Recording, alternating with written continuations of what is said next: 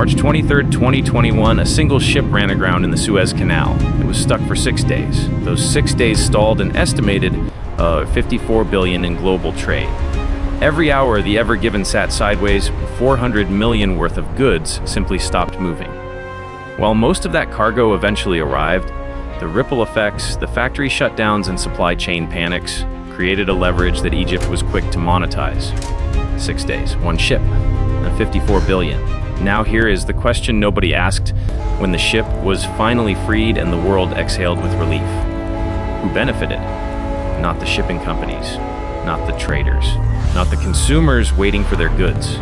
Egypt did. And I don't mean in some abstract geopolitical sense. I mean, Egypt looked at that crisis, watched the world panic, and quietly used it to justify raising Suez Canal transit fees by 15% the following year.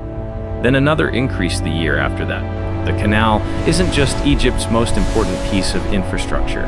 It is Egypt's most powerful weapon. And the vulnerability that terrifies the rest of the world is the same vulnerability Egypt has spent decades learning to monetize. This is the story of how a 193-kilometer ditch became the most sophisticated financial trap in the history of global trade, and why the country that owns it has absolutely no incentive to make it safer. Let me give you the geography first, because without it, the rest of this doesn't land properly. The Suez Canal connects the Mediterranean Sea to the Red Sea. It's 193 kilometers of desert that Egypt dug. Well, that Egypt had dug for them originally by French engineers with Egyptian labor in the 1860s, which is a whole separate story.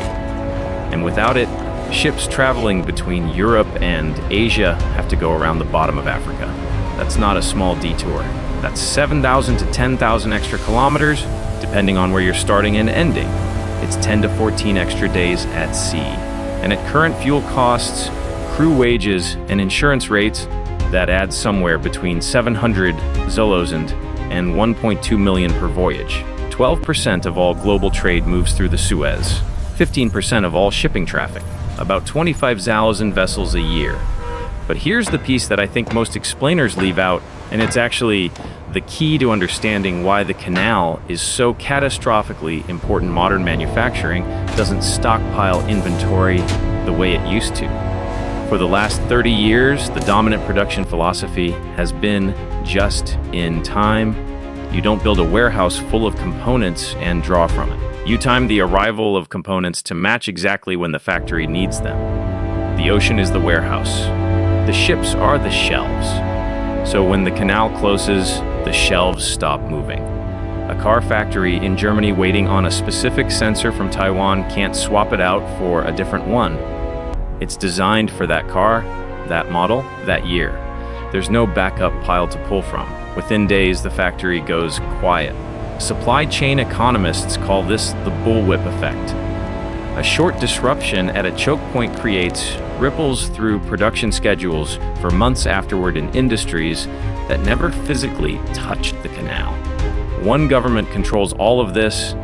One government sets the price, decides the scheduling, staffs the local pilots who are legally required to be on every ship's bridge during transit. One government earned $10 billion last year in toll fees alone. The part that should bother you more than it does, here's where I want to slow down, because I think this is where people's intuitions lead them wrong. When the Ever Given got stuck, the global conversation was immediately about how do we prevent this from happening again? Better traffic management, wider channels. Maybe the canal needs to be expanded further. And Egypt said essentially, yes, you're right. This is very expensive and complicated. Here's a toll increase to fund safety improvements. That framing is technically accurate. It is also, and I want to be precise here, strategically brilliant in a way that I think deserves more scrutiny than it gets. Because the thing is, the engineering solutions to the canal's vulnerability are not mysterious. Egypt actually completed an $8 billion expansion in 2015. They added a second parallel lane to about 35 kilometers of the route. They called it the New Suez Canal. It was a real project. They left the most dangerous sections, the narrowest curves, the highest risk choke points, largely untouched. From a purely engineering standpoint, that makes no sense.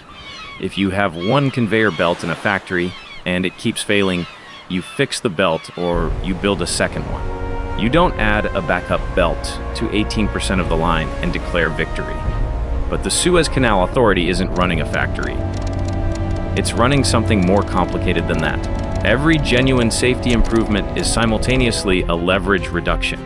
A canal that cannot be disrupted is a canal the world stops being afraid of losing. And a world that stops being afraid of losing the Suez Canal is a world that negotiates differently with Egypt. That pays differently. That treats Egypt differently. The toll pricing makes this visible if you're looking for it. Egypt has raised canal fees repeatedly and aggressively, and the international pushback has been, at most, grumbling. In 2023, increases range from 5% to 15% depending on vessel type. More increases followed in 2024. Shipping companies complain, then they pay, because even with the increases, the canal still beats going around Africa for most cargo types. This is not unsophisticated pricing. Egypt understands exactly where the break-even point is, the toll level at which enough traffic permanently diverts to damage their revenue. And they stay just below it, a toll booth on the only bridge, with the bridge owner raising prices every year, knowing that swimming costs more. Both sides know this. The arrangement continues, the historical pattern. And why it matters, I want to take you back further, because the Ever Given is actually just the most recent data point in a pattern that goes back decades. Nasser nationalizes the canal. Britain, France, and Israel invade militarily to take it back. This was, genuinely, one of the most serious international crises of the post-war era. There were real concerns about how far it would escalate. Egypt kept the canal. Revenue that had flowed to European shareholders for 87 years started flowing to Cairo instead. The lesson was learned. The canal is worth more as a sovereign instrument than as a shared utility. Foreign management meant foreign profit extraction. Egyptian control meant Egyptian leverage. That lesson has never been forgotten in Cairo. Then 1967, the Six-Day War closes the canal entirely. Egypt doesn't just close it. They scuttle ships in the channel to ensure it stays closed.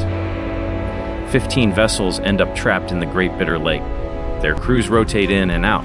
The world waits. Then the world stops waiting and builds supertankers large enough to make the Cape of Good Hope economically viable. New routes appear. The world tells itself it doesn't need Suez. The canal reopens in 1975, and the traffic comes back. I find this genuinely fascinating. By the way, not as a rhetorical point, but as a real phenomenon. After 8 years of adaptation, after all the supertankers and alternative routes, the canal's time and cost advantage was still compelling enough that trade readjusted toward it. Economics beat pride. It almost always does. Then the Houthi situation, 2023 into 2024. Attacks on commercial shipping in the Red Sea force a huge chunk of global container traffic back around Africa. At the peak, canal transit dropped over 40% year on year. What should have been an economic crisis for Egypt became, instead, an argument for why Egypt needed emergency international support. Because a financially destabilized Egypt holding the canal keys was a problem nobody could afford. They received IMF support, a $35 billion UAE investment commitment, EU cooperation packages.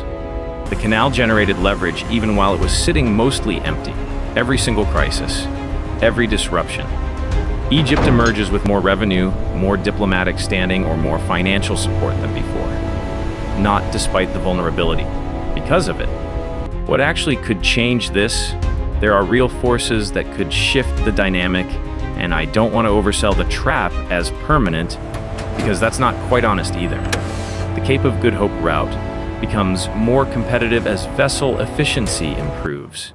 The next generation of ultra-large container ships is meaningfully more fuel efficient per container than current fleets. As those ships enter service over the next decade, the cost gap between roading through Suez and routing around Africa narrows. Some cargo categories, lower value bulk cargo, things where 2 extra weeks don't matter, are already permanently rerouting. Egypt's pricing power in those categories weakens. But for high-value, time-sensitive manufactured goods, the electronics, pharmaceuticals, automotive components that the just-in-time model runs on, the canal still wins decisively, until shipping gets so cheap that 2 extra weeks don't matter economically. The canal holds. The energy transition is real but slow. A large chunk of Suez traffic is fossil fuel, oil tankers, LNG carriers, petroleum products. As that traffic shrinks over the coming decades, the canal's strategic importance to energy importing nations diminishes. This is directionally true. It is also probably 20 to 30 years away from meaningfully changing Egypt's leverage position. Nearshoring is, I think, the most underappreciated factor. After 2021, a lot of companies quietly started asking whether building everything in Asia and shipping it to Europe and North America was actually as efficient as they'd assumed. Once you factored in disruption risk, we're seeing real movement. Car manufacturers shifting capacity to Mexico and Eastern Europe, electronics manufacturers building in India and Morocco. If you manufacture closer to where you sell, the Suez Canal matters less to you.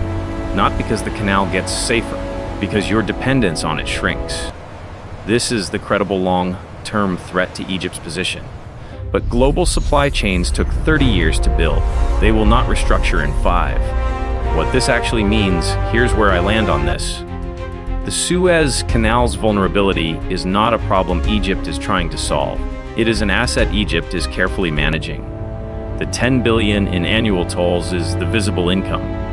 The invisible income is the diplomatic access, the emergency support packages, the investment commitments, the permanent seat at every table where global stability is discussed. All of it flowing from the canal's strategic importance, which is maximized, not minimized, by the canal remaining fragile and irreplaceable. I want to be clear that I'm not calling this a conspiracy. Nobody in Cairo sat down in 1975 and wrote a document saying, "We will deliberately underbuild our canal infrastructure to preserve geopolitical leverage." That's not how this works. What happened is that Egypt learned through 1956 and 1967 and the 8-year closure and decades of toll negotiations that the canal's value as a sovereign instrument depends on the world remaining afraid of what happens when it's disrupted. And so, when decisions get made about how much to invest in canal safety versus other national priorities, the calculus is never purely engineering. It can't be. Geography gave Egypt the card. 7 decades of experience taught them how to play it. Is this a legitimate exercise of sovereign economic strategy? Is it coercion? Is it just what any rational government would do with its most valuable asset? I genuinely don't think there's a clean answer, and I'm suspicious of anyone who gives you one confidently. But I think it matters that we ask the question because the alternative, treating the Suez Canal as just an infrastructure problem in need of an engineering solution, misses what it actually is. It's a 193-kilometer insurance policy for the Egyptian state, and the premium is paid every year by everyone who needs goods to move between Asia and Europe. Drop your take below, and share this with someone who thinks supply chains are just logistics. So guys, hit subscribe for more upcoming videos. Take care.